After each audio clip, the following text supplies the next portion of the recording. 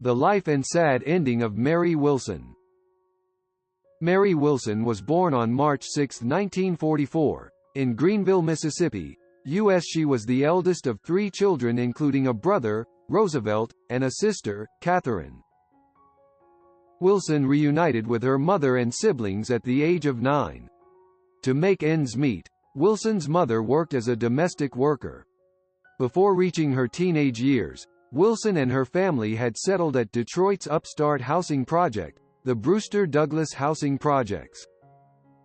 Wilson graduated from Detroit's Northeastern High School in January 1962. Despite her mother's insistence, she goes to college, Wilson instead focused on her music career. Wilson married Pedro Ferrer in Las Vegas, Nevada on May 11, 1974. Their union produced 3 children, Turquesa, Pedro Antonio Jr., and Rafael. Wilson and Ferrer divorced in 1981. Wilson is also an adoptive mother to her cousin, Willie.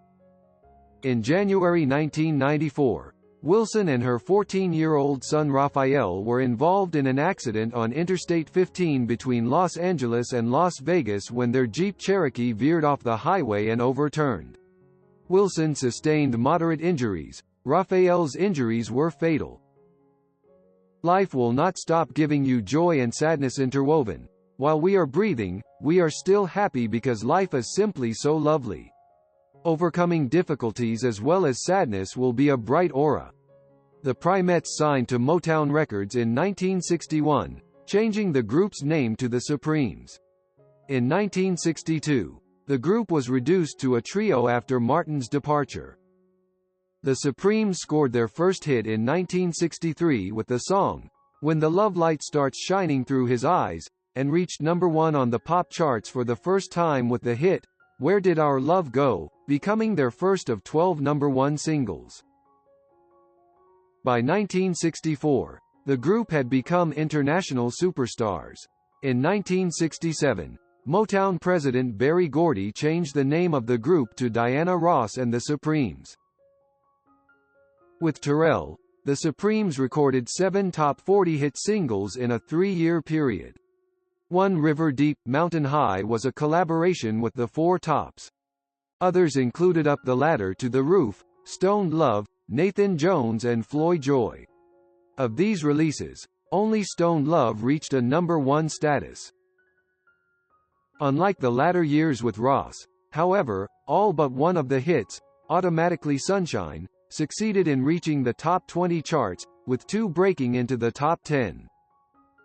During this period, Wilson contributed lead or co-lead vocals to several Supremes songs, including the hits Floyd Joy and Automatically Sunshine, and the title track of the 1971 album Touch.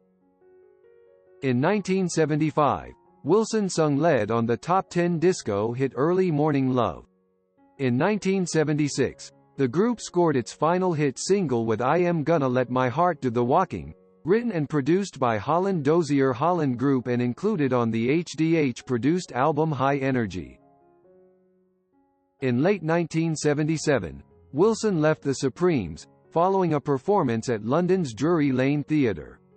After Payne and Green unsuccessfully lobbied to get a replacement for Wilson, the Supremes officially disbanded. Wilson got involved in a protracted legal battle with Motown over management of the Supremes. After an out-of-court settlement, Wilson signed with Motown for solo work, releasing a disco-heavy self-titled album in 1979. A single from the album, Red Hot, had a modest showing of number 90 on the pop charts.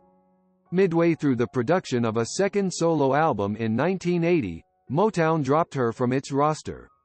Throughout the mid-1980s, Wilson focused on performances in musical theater productions, including Beehive, Dancing in the Streets, and Supreme Soul. Wilson found major success once more with her memoir, Dreamgirl, My Life as a Supreme in 1986. The book remained on the national bestseller list for months and established a sales record for the genre. The book focused on the early career of the Supremes and its success during the 1960s. 4 years later, in 1990, Wilson released her second memoir, Supreme Faith, Someday We'll Be Together, also a bestseller, which focused on the Supremes in the 1970s. So far, her efforts have succeeded in more than 28 U.S. states.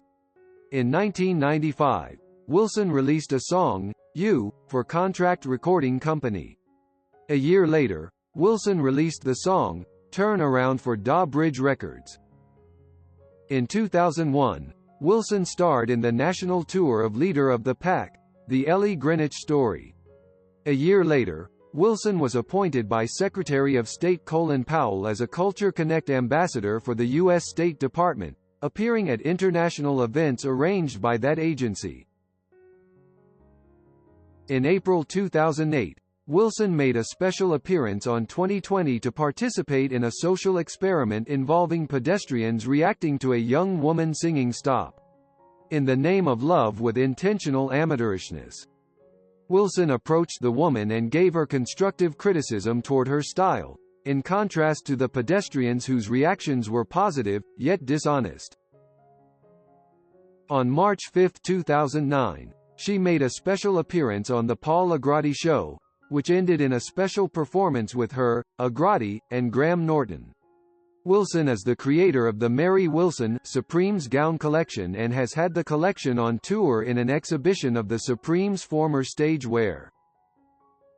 The collection has been on exhibit at the Rock and Roll Hall of Fame in Cleveland, Ohio, and on May 12, 2008, commenced its UK tour, starting at the Victoria and Albert Museum in London. More than 50 sets of gowns are shown in rotation, starting with early formal wear from the early 1960s, and including famous gowns worn on television specials and nightclub appearances by the group in the 1960s and 1970s.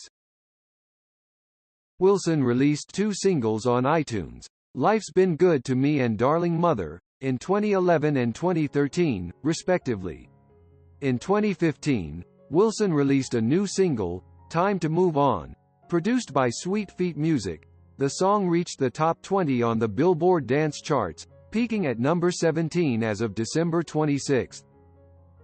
At 36 years and 7 weeks, Mary Wilson holds the record for the longest gap between hits in the Billboard Dance Club Songs chart, as Red Hot debuted on October 6, 1979, and Time to Move On debuted on November 21, 2015.